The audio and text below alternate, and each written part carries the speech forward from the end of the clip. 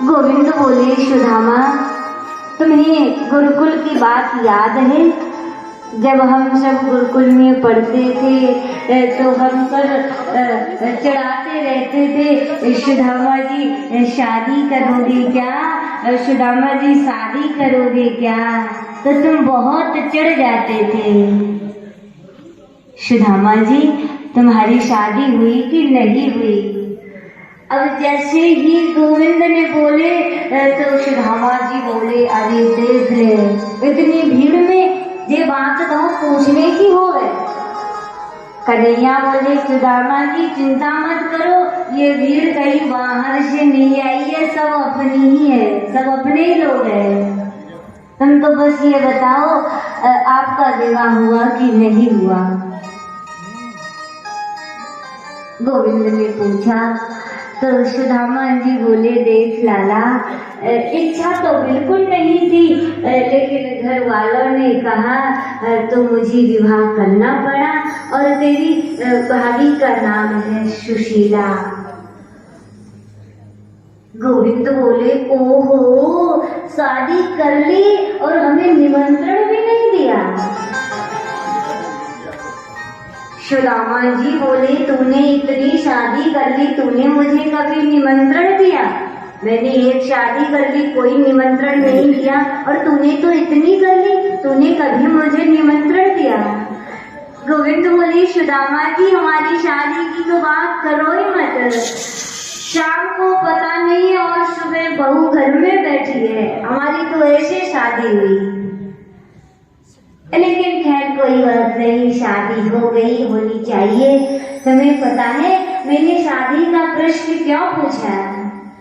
सुदामा जी, अगर घर में भाभी नहीं होती तो पूछना गलत था कि तुम मेरे लिए क्या लाई हो। जब घर में भाभी आ गई है तो सुदामा जी ये बताओ, भाभी ने मेरे लिए क्या भेजा है? गोविंद ने जैसे ही कहा, सुदामा जी ने मन में विचार किया, चावलों की पोटली लाला को दे देता हूँ। लेकिन फिर सोचा, अगर इन चावलों की पोटली को लाला को दूंगा तो इसकी बड़े बड़े राजघराने से जो पत्नियां आई है, ये तो बड़े बड़े राजघराने की हैं, इन चावलों को देखेंगी तो कहेंगी वैसे तो मित्र बनता है और गोविंद के लिए सूखे चावल लेकर आया है। ऐसा विचार करके सुदामा जी बोले, अरे लाला, और भाभी की बात तो बाद में भी करते रहेंगे, पहले गुरुकुल की बात कर लेते हैं। तुझे पता है हम गुरुकुल में कैसे रहते थे, कैसे पढ़ते थे? गोविंद बोले, सुदामा जी मुझे सारी बात याद है, बस आपको ये बताओ भाभी ने मेरे लिए क्या भेजा है?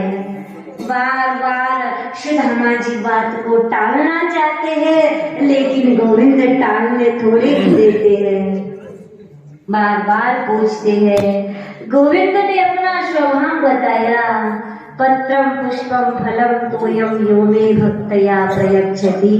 मेरा भक्त भाव से मुझे पत्र भी देता है तो उसे बहुत मानकर स्वीकार करता हूँ। इसलिए सुदामा जी, भाभी ने क्या भेजा है उस वस्तु का महत्व नहीं, भाभी ने किस भाव से भेजा है, किस प्रेम से भेजा है, उस भाव का महत्व है। इसलिए बताओ भाभी ने मेरे लिए क्या भेजा है?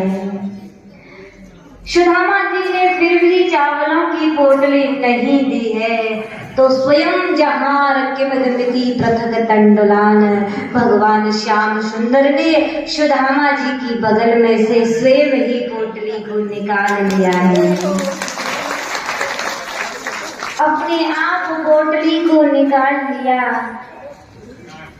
पोटली को निकाल करके घुमा घुमा करके देख रहे हैं, क्योंकि चावल ऐसे वस्त्र में बंधे हुए थे जो अनेक जगह से सिला हुआ है।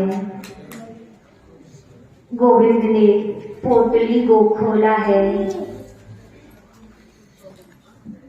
पोटली को खोल करके गोविंद ने पहली मुट्ठी चावल खाए हैं। पहली मुट्ठी चावल खा करके कहा कि पृथ्वी लोक में जो सुख मिलता है वो सारा सुख मैं अपने मित्र सुदामा को देता हूँ। दूसरी मुट्ठी चावल खाई, दूसरी मुट्ठी चावल खा करके कहा स्वर्ग लोक में जो आनंद मिलता है, जो सुख मिलता है, स्वर्ग लोक का सुख मैं अपने मित्र सुदामा को देता हूँ। तीसरी मुट्ठी गोविंद खाने वाले थे, रुक्मणी जी ने हाथ पकड़ लिया, प्रभु आपके मित्र प्रसाद लेकर आए हैं तो प्रसाद तो सभी द्वारका वासियों को मिलना चाहिए। आप अकेले खा जाओगे तो हम द्वारका वासियों को क्या मिलेगा। लेकिन इशारे से तो बहुत कुछ कह दिया है रुक्मणी ने। रुक्मणी जी कहने लगी प्रभु आज तो बड़े बरस रहे हो, वो भी ब्राह्मण था जिसने तुम्हारी छाती पर पादप प्रहार